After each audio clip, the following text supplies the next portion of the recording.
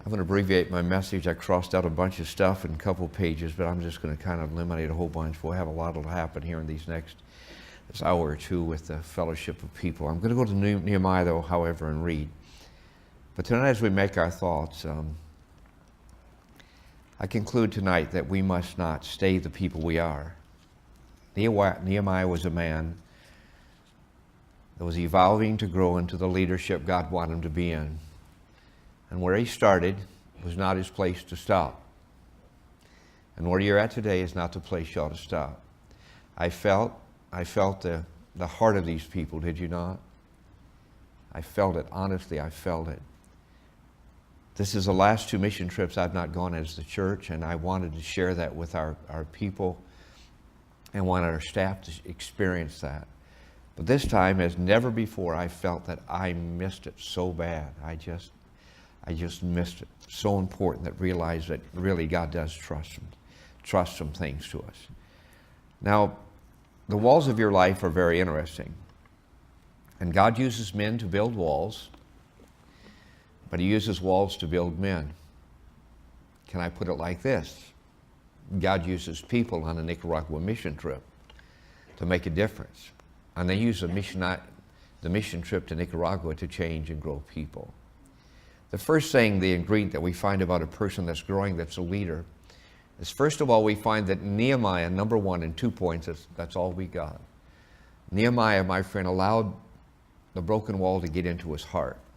Some people don't have room for the needs of others, for broken walls or broken people or mission trips in their heart. It might be said, by using Cheryl's words, that we're so much in tune to success that sometimes we miss significance for life. With that in place, I find that not only was this leader by the name of Nehemiah a man that allowed God to get in his heart and the inside, but then he knew what to do with it. He gave it back. Leaders always know. Leaders always know that the walls are bigger than they are. They're impossible. They're in the lands of the unknowns. They know they don't have enough. They know that it's bigger than they are. You can recognize walls in your life that have fallen down, that are broken down. Maybe yours or your family's or your neighbors or another nation. But my friend, God will use you in their lives if, number one, you learn to allow that to get in you, learn to allow that to become a part of you, have concern and not just curiosity. But then my message is that he gave it back. And he gave it back to a God. And I'll read to you this prayer that he makes, and we'll find our message here very quick. And Nehemiah said, I beseech thee, O Lord God of heaven, the great and terrible God that keepeth covenant and mercy for them that love him and observe his commandments. First of all, I want you to know that Nehemiah gave back to God that which he could not handle himself. He said, we know you are a great, merciful God, a terrible God of might and power. He said, I know it and I give it back to you. He gave it back to a God, my friend, in a consistent way.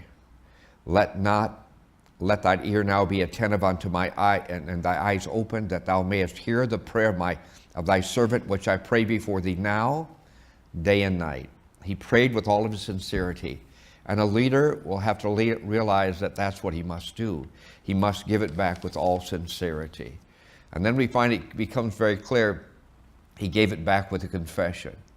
Verse 6 said, I pray before thee now day and night for the children of Israel, thy servants, and confess thy sins of the children of Israel, which we have sinned against thee. Both I and my father's house have sinned.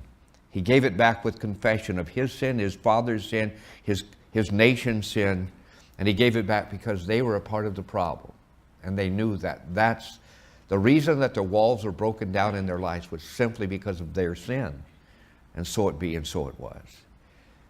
He knew that, my friend, that there was a promise that he needed to claim in verse 8. Remember, I beseech thee, the word which thou commandest thy servant Moses, saying, if ye transgress, I will scatter you abroad among the nations.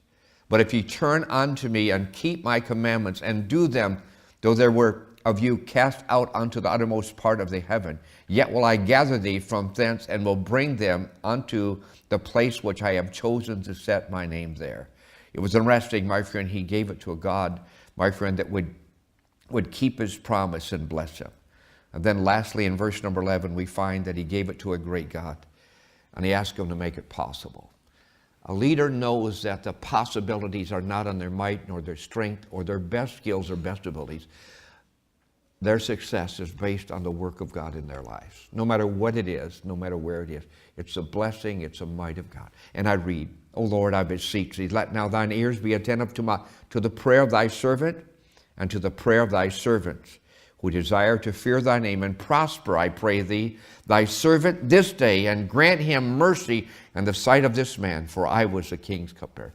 He said, God, I can't do it unless you do it for me. And that's the way victory comes. The leaders are evolving people. And so we must evolve. We must learn to take in, and we must learn that we must